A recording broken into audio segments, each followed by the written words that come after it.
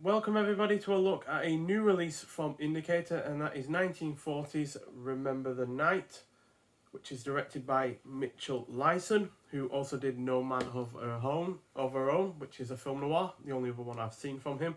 And this is a Christmas romantic comedy, clocking in at 94 minutes long, and it stars Barbara Stanwyck, who I've seen now 12 films from, which include Double Indemnity, 40 Guns, No Man of Her Own, and Titanic from 1953. So, this is the first collaboration between Stanwyck and Lyson in terms of their films. And also stars Fred McMurray, who was also in Double Indemnity. This is the first of two roles between Stanwyck and McMurray, as well as The Apartment and Pushover, which was one of the better releases from the film noir box sets that we had from Indicator as well as Balula Bondi in a supporting role, who was also in The Invisible Ray and The Baron of Arizona. She was in other stuff like in It's a Wonderful Life, but I've yet to see that film. So this is about a assistant district attorney, Jack, who takes Lee, a shoplifter caught in the act, home with him for Christmas. This unexpected act happens, and love blossoms. He takes her home basically because he doesn't want to see her in jail during Christmas, because that's obviously a lonely time, as it is being on your own at Christmas, never mind in jail. This is a really rather charming and predominantly engrossing effort, which is despite the comedic element not quite being as prevalent as I expected, but there are still some funny moments. Thankfully though, the romantic aspect wholly works, while the two leads are fantastic, especially since they've got a lot of chemistry between one another, and thanks to the script, it really livens up their whole interactions between one another. The supporting cast is also good. It is well paced, the Christmas setting is well used, it is entertaining, the production is solidly done, and the cinematography is on point. I'm not typically into romantic films, especially romantic comedies, especially of the newer kind, but these older ones, like say, in terms of romance films at least, like Brief Encounter, and other ones that I've seen that I can't get off the top of my head right now. But regardless, the older ones from the 40s, The Shop Around the Corner is another fine example of a romantic comedy. These older ones typically do fit the bill as far as I'm concerned. And this is another superb effort, and really rather nicely done from Indicator as well. So, you get it in a single case with it's only on Blu-ray. But it's had a HD remaster from a 2014 negative dupe print, 35mm. Looks really, really nice in this new transfer. And you also get a nice booklet with it as well. So I imagine that's a promo shot, and then that's behind the scenes, probably with the director. And you get a few write-ups in here as well. So you get A Good Dose of Smirts by Rick Burren from this year.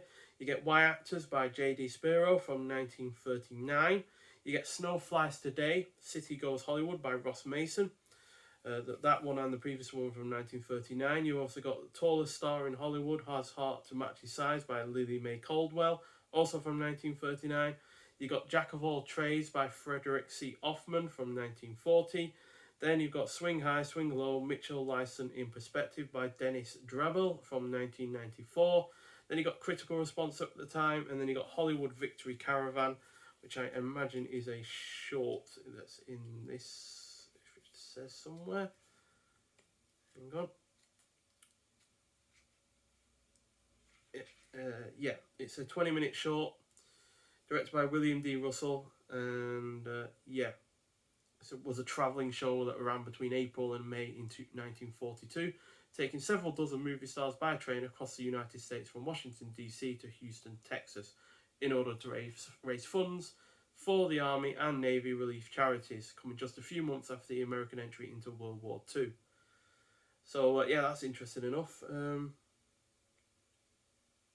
It stars as themselves, because obviously this is about real-life stars travelling, Humphrey Bogart, Bing Crosby, Bob Hope, who we've already talked about in a couple of films already this year with the Ghostbreakers and the Cat and the Canary, Alan Ladd, these are the only ones that I recognise by the way that I'm talking about, Barbara Stanwyck, so that's the kind of link between this short and the film itself, as well as Marjorie Weaver and the US Maritime Service Training Station Choir. So that sounds like rather interesting. I'll definitely give that a watch at some point. So yeah, this is overall a fantastic film. They do also get a poster for double-sided poster.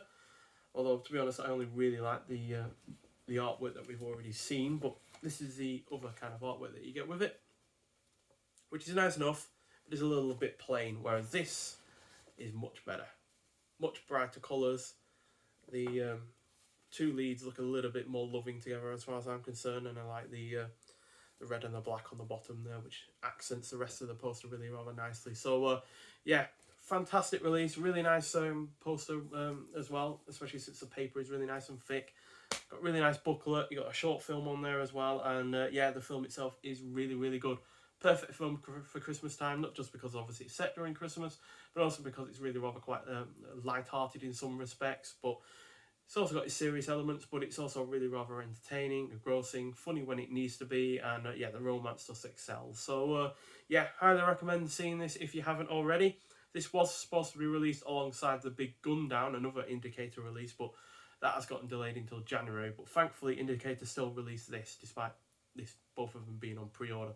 Because usually when you pre-order a film from Indicator, that means that any other film that is included with it doesn't get released until that pre-order is also released. But thankfully they made the effort to separate both of the Big Gun Down and this, so you could get this right in time for Christmas, which is, like I said, the perfect time for watching this film. So yeah, nonetheless, thanks for watching. I'd like to hear your thoughts on this film, and I'll see you in the next one. Bye.